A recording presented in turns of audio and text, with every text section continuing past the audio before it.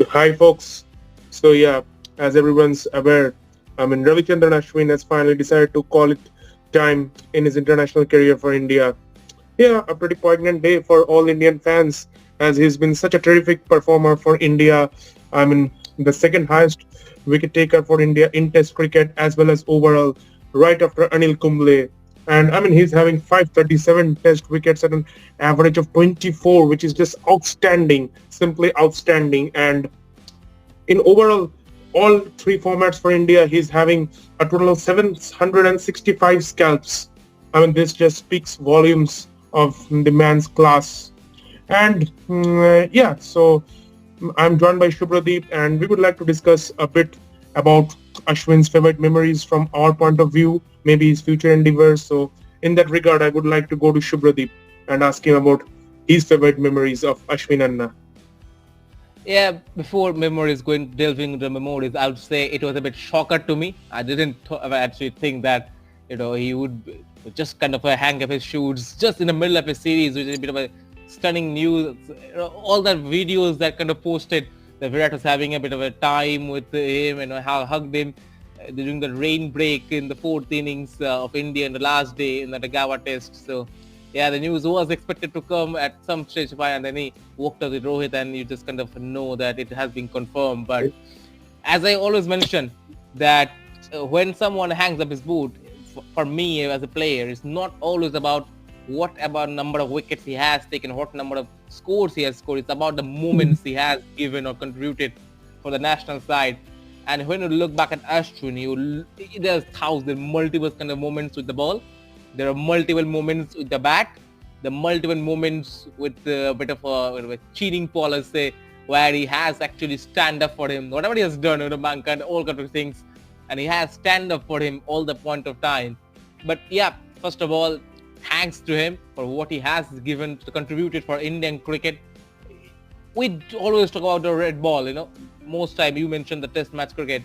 It's always about the red ball, but we do actually sometimes, kind of take our minds off what he has given to the wide world cricket. I think he's still, I think 12 or 13 highest wicket taker for India in the ODIs, and I think number 6 or 7 in the T20 list. He was at number 2 before Arshdeep, Yuzichar, Bumrah, all that's kind of overtake him because he hasn't been part of the T20 setup for a long, long time for Indian cricket. But what he has done over the time when MS was the captain, especially in wide world cricket, 2019 or 2018 till that kind of period from the ODI World Cup which India owned in 2011.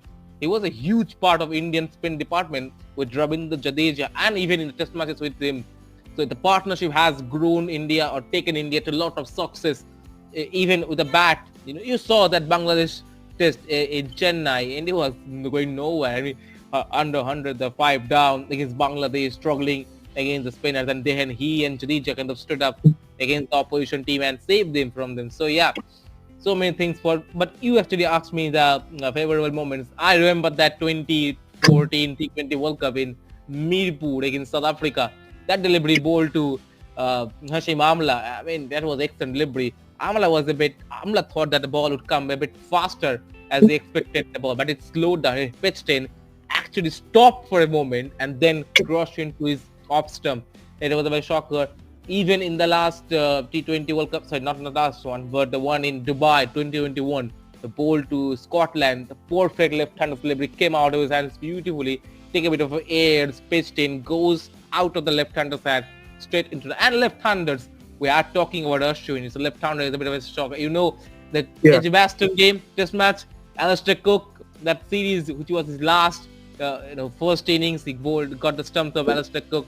Second innings got someone like Ben Stokes will surely relish at least the last few years of his career now.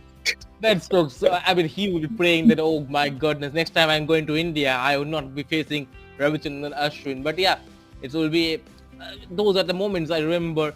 Even with the bat, you remember that test match, which was Rohit's debut test, or Sachin's 999 test match, Eden Garden. India was under pressure, and he put up a partnership with Rohit Sharma, huge partnership to take them to the lead against the West Indies. But yeah, so many moments. I will go to you actually, Shaptarshi. What are your moments with the ball, with the bat for the great man? I will say he was one of the master of scientists with the ball. So any memories you want to share with us? Yeah, I mean, he knows maybe the rules in and out better than some of the umpires or some of the guys sitting in those commentary boxes. Yeah. I mean, he's just grasped those rules inside out. And I mean, yeah, definitely. It's also pretty poetic that he started playing. I mean, he and Jadeja formed that partnership in that England series, the last series which India lost at home before Yeah. starting their dominating era of 12 years, which ended in the series where these two guys played together for the last time. So it's pretty much poetic also in that sense. And yeah, I mean, even in his last test match in India at Mumbai, the ball which he bowled to Glenn Phillips, it spun like a leg spinner, pitched in on the leg stump, and then just came up back. So Glenn Phillips was just, I mean, puzzled. I mean, the puzzled look on his face, even the way he got it under Steve Smith's skin in the last BGT in Australia, which India won, and the way he got him out in Adelaide and then in Melbourne.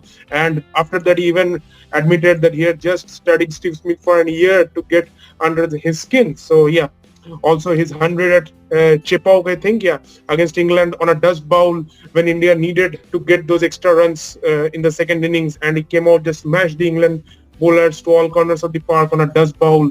And I mean, that was simply an outstanding performance. So yeah, lots of memories. Maybe one video won't be enough, but yeah, we Yeah. have tried to And, make it and he has short. also someone who has stand for his teammates also. You remember that Mumbai test match when I think in the press conference Jimmy was asked that Yeah, what about Virat Virat. Kohli? And he said no, it's India playing in India, Mumbai wanted a flat pitch, so not many thing to expose him from in my side.